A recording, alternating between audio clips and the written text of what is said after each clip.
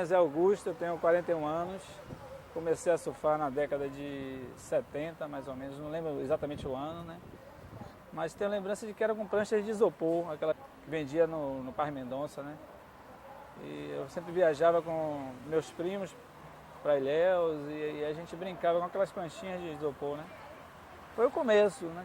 Que elas eram bem frágeis, partiam e a gente estava sempre tentando buscar uma prancha mais forte, mas não tinha ninguém que fazia na época, né? Foi que aí começaram a aparecer as pranchas, já tinham essas pranchas, eu não tinha acesso, mas para mim foi que começou a aparecer. Aí eu comprei uma prancha Rupsel, na mão de Rio Issa, né? No Rio Vermelho, eu comprei na mão dele. E foi que eu comecei a surfar realmente com mais emoção, né? Andando mesmo na onda, foi aqui em Jaguaribe. A minha primeira onda eu peguei aqui, né? Isso na década de 70? Foi, eu tinha mais ou menos uns 12 anos de idade, nessa idade, né? Meu pai faleceu, eu tinha 13 anos, ele comprou essa prancha para mim, então foi mais ou menos nessa época, né? Na década de 70. E aqui em Jaguaribe foi a minha primeira onda, que é a primeira onda de outside, né? Que eu remei, fui para trás e consegui pegar aquela primeira onda inteira. Foi a minha lembrança que eu tenho assim no início do surf. Quem eram os seus ídolos quando você começou a surfar? Porque quando a gente começa a surfar, sempre tem aquele cara que chama mais atenção, né? Eram os amigos do meu irmão. O meu irmão ele é 4 anos mais velho que eu. E ele tinha uns amigos que já surfavam. E eu tinha sempre essa vontade de surfar igual a eles, né? Tinha o Sérgio, Rafael, as pessoas que não estão muito bem conhecidas hoje, porque até já pararam de surfar. Mas o Fábio Rezende, hoje, ele ainda é um surfista que foi uma referência para mim. O Fábio e o Rogério Rezende, né? Eles eram uma referência assim, de bons surfistas. Você morava onde? Na Pituba. Pituba? Na Pituba e comecei a surfar ali na frente. As pessoas hoje passam por ali, não vê nem que tem onda, mas a praia ali que a gente chamava A ilha? Bahia, é a Praia da Beira. Atrás tinha a ilha, tinha um havaizinho e tinha um canudo, né? Do lado, atrás do clube português, a gente chamava de canudo porque a onda quebrava bem parecendo um canudo, né? E foi por ali que eu comecei. Depois que eu me mudei para Barra, fiquei um tempo sem surfar porque meu pai faleceu, eu fui morar lá no Cabula e tive que parar de surfar um tempo, né? Mas depois que eu voltei a morar na Vitória, eu comecei a voltar a surfar pela Barra, Barra Vento. Foi quando eu conheci João Carlos, um amigo meu que mora na Califórnia, e Bernardo. A gente fundou a Associação de Surf da Barra. Bernardo seria o Bonga? É. Bonga. Dessa galera, assim, o que mais lhe chamava a atenção? O estilo do que as pessoas se vestiam, o estilo que elas falavam? O que lhe apaixona no surf? Naquela época eram as manobras, né? Quando eu voltei, quando eu morava no Cabula, eu voltei a morar na Barra, eu fiquei um pouco desatualizado com as manobras, então eu ficava impressionado com a velocidade, as manobras novas, os floaters, né? As batidas.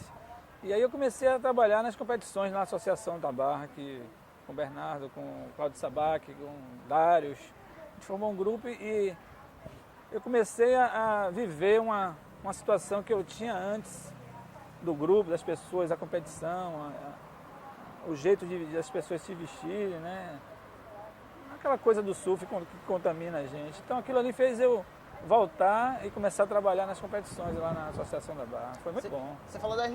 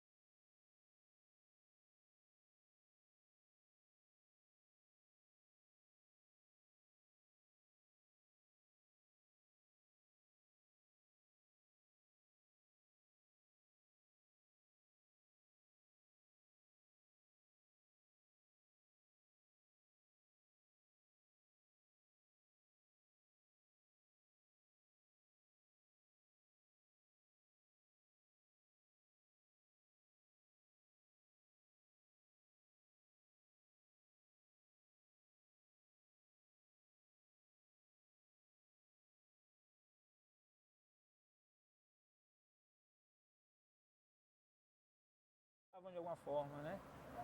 E a gente optou naquela época em formar um grupo de skate.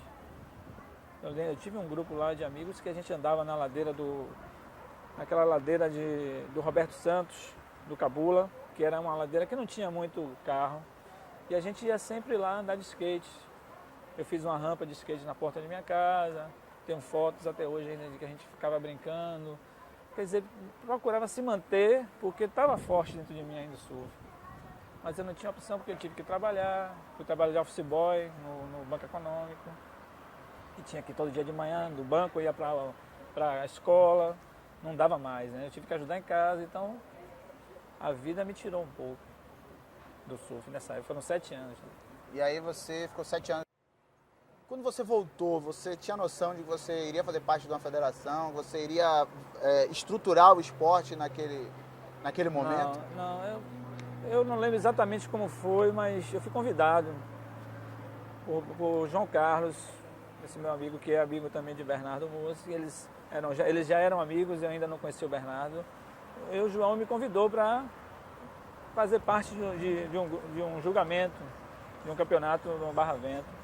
Foi daí que eu comecei a ter uma boa percepção de nota, um senso comparativo, né, de julgar. E fui começando a ter assim, boas notas e comecei a ter interesse de trabalhar na associação. Comecei vários campeonatos, né? Eu comecei a organizar e foram várias fases até hoje. Eu estou trabalhando ainda fazendo um circuito de surf, de longboard agora. Né? Você tinha noção de que o surf viraria uma profissão? Hoje você vive do surf. Naquela época, não. Naquela época eu não tinha noção, inclusive eu trabalhava no Banco Econômico, e fiz carreira no banco durante o período, até que chegou um momento que eu vi que eu não estava feliz, que eu estava trabalhando e não estava podendo viver uma vida mais saudável. Então eu optei sair do banco e resolvi trabalhar em um ramo de lojas. Eu fui para a Company. E aí comecei a me sentir melhor, porque dava para eu ir para a praia de manhã, surfava. Naquela época a gente vinha para Jaguaribe, Estela Mares. E foi uma época que eu comecei a estar dentro do esporte na loja. Eu vendia prancha, eu chegava na praia de manhã e as pessoas me viam, depois iam na loja de tarde. Eu comecei a entrar também no profissional de loja, né? Final dos anos 80, início dos anos 90. Foi, exatamente. Aí passei pela Company, fui para a Headley, trabalhei 10 anos na Headley e fiquei aqui durante todo o período dela forte. E depois eu optei em sair e montar minha própria loja, que foi uma loja que eu montei com o Bernardo, que foi uma escola que surgiu a loja. E essa escola é a ACASURF? É, a ACASURF, a Academia de Surf da Bahia, né, ACASURF. No início a gente começava a dar aula, a gente vinha com os carros cheios de prancha e as lycras, e era muito trabalhoso porque você tinha que todo dia pegar um monte de prancha, botar no carro, dar aula, depois recolher todas as pranchas, todas as lycras, lavar, botar no carro, levar para casa. E eu morava na Ondina, né?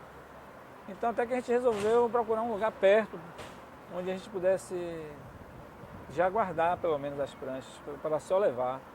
E aí a gente alugou um ponto aqui no Shopping Vilarejo, que era só um lado da loja. A gente começou a guardar as coisas e as pessoas pediam parafina, elastique, algumas coisas. A gente começou a comercializar e abrir uma empresa com o nome tudo direitinho e foi crescendo e hoje eu vivo do surf, né?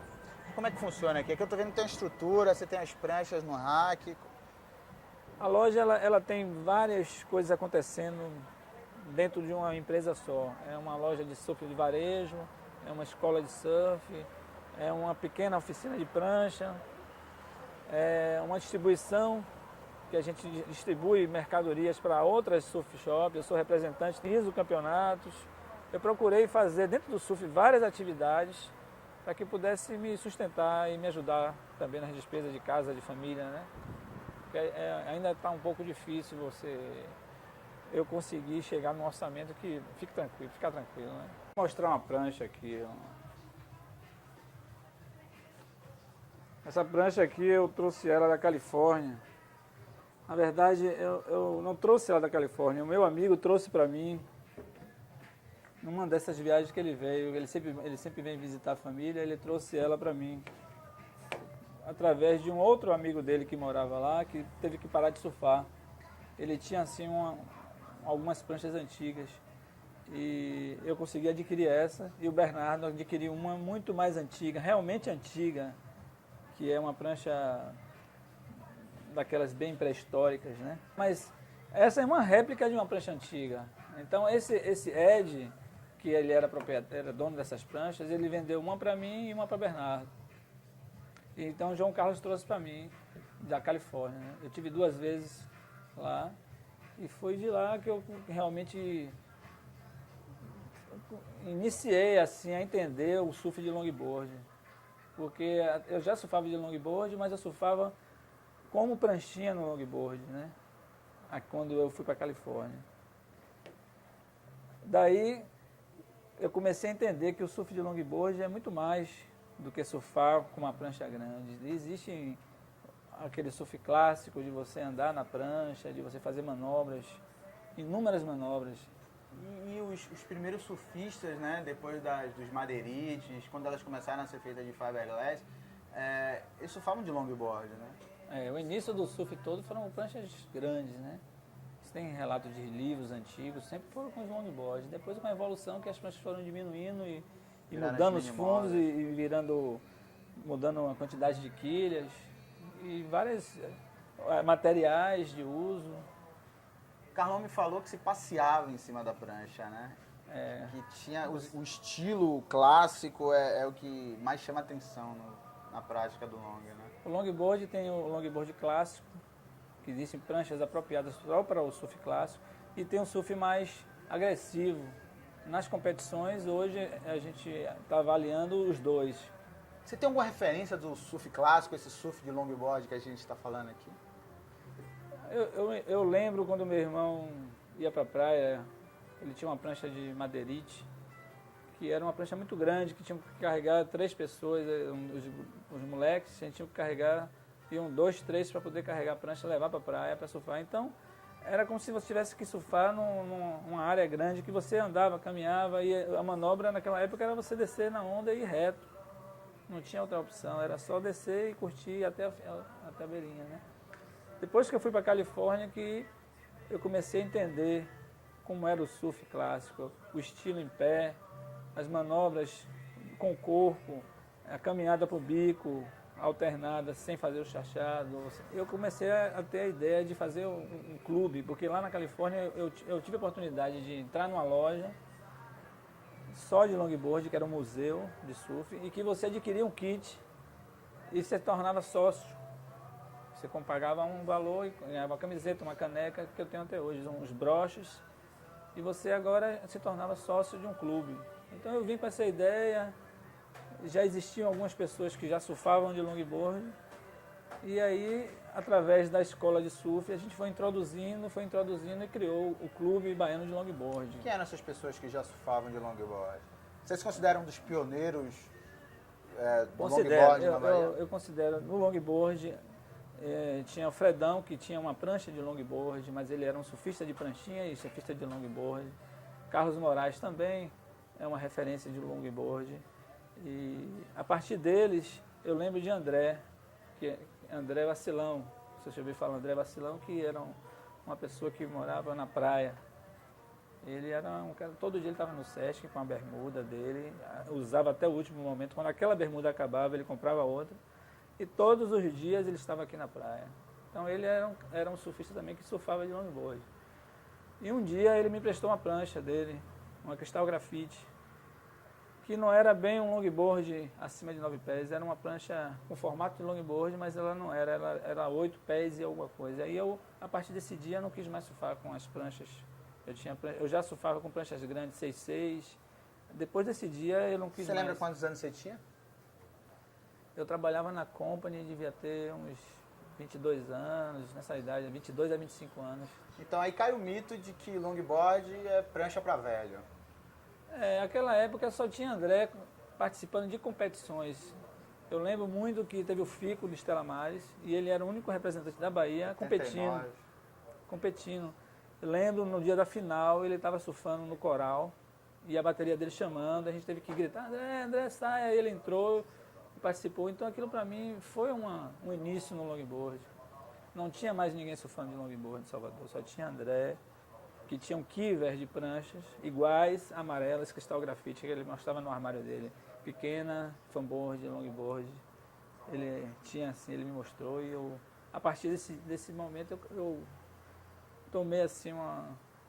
Eu lembro que um dia eu estava surfando com esse longboard de André Cristal Grafite e estava fazendo surf bom, manobras, e ele me falou, você vai ser um bom surfista de longboard, porque isso marcou para mim, né? E a partir eu sempre gostei de surfar com pranchas grandes e me dei bem, porque a prancha era bem grossa e eu consigo manobrar melhor, consigo andar melhor nas pranchas mais volumosas e maiores, né? A partir daí eu introduzi muitas pessoas no longboard.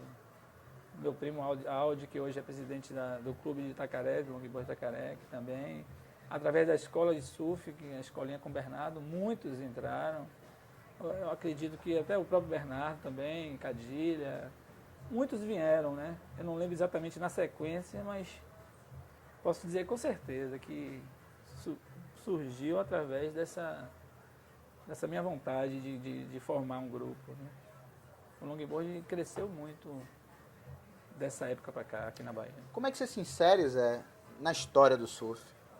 Você sabe que surfista é um pouco que nem pescador, né? Cada um conta uma história diferente. Qual é a sua história? Como é que você se insere hoje? Eu acredito, através das competições, inicialmente, né, a gente fazia um trabalho de iniciantes e fazia um treinamento também para atletas que já eram competidores através da escolinha. A gente tinha um trabalho de era iniciante, aperfeiçoamento e competição. Então, muitas pessoas trabalharam com a gente, Márcio Tchola, Armando Dalto, Espirro, muitos vieram participar de um trabalho de competição.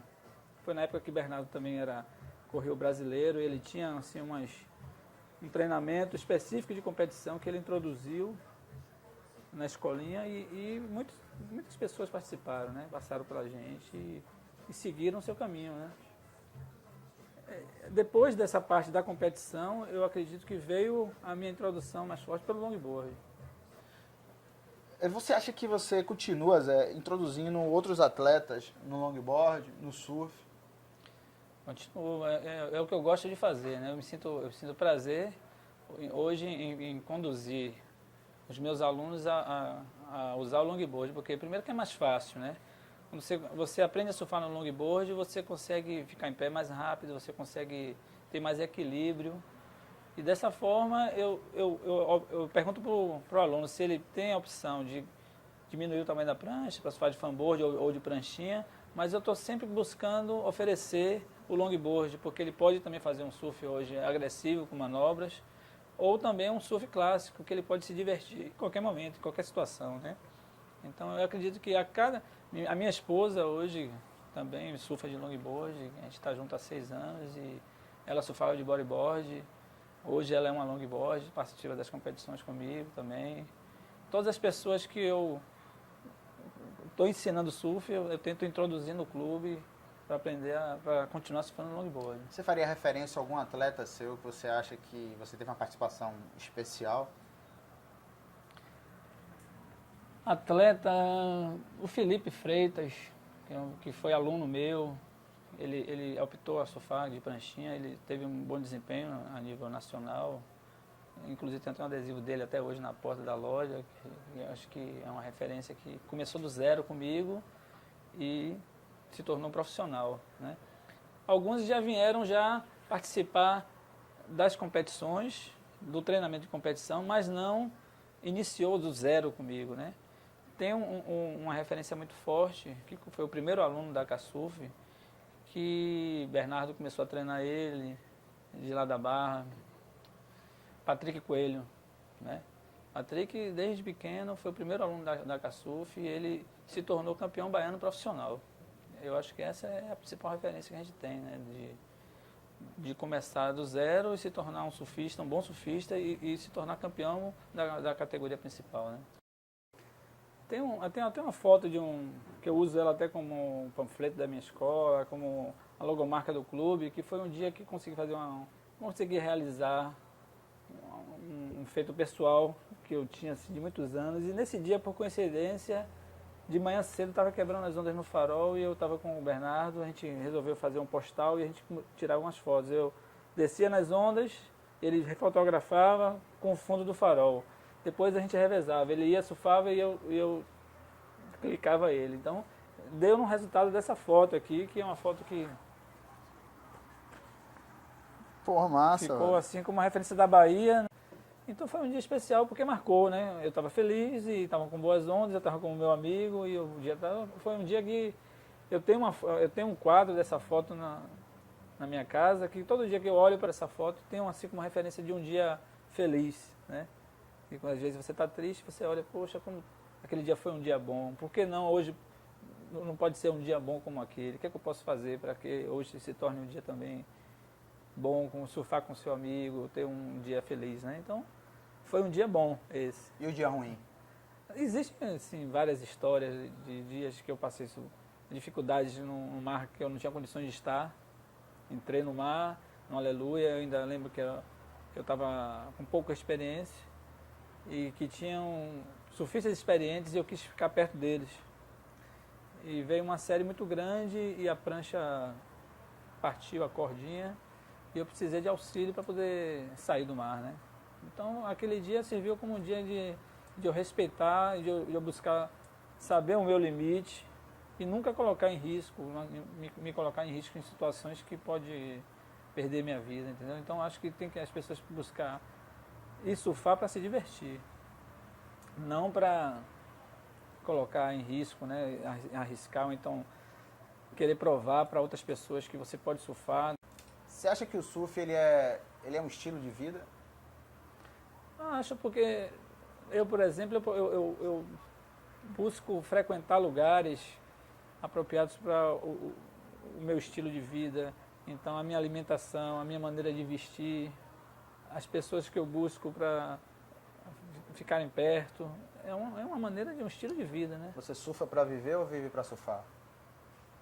Eu acredito que eu vivo para surfar.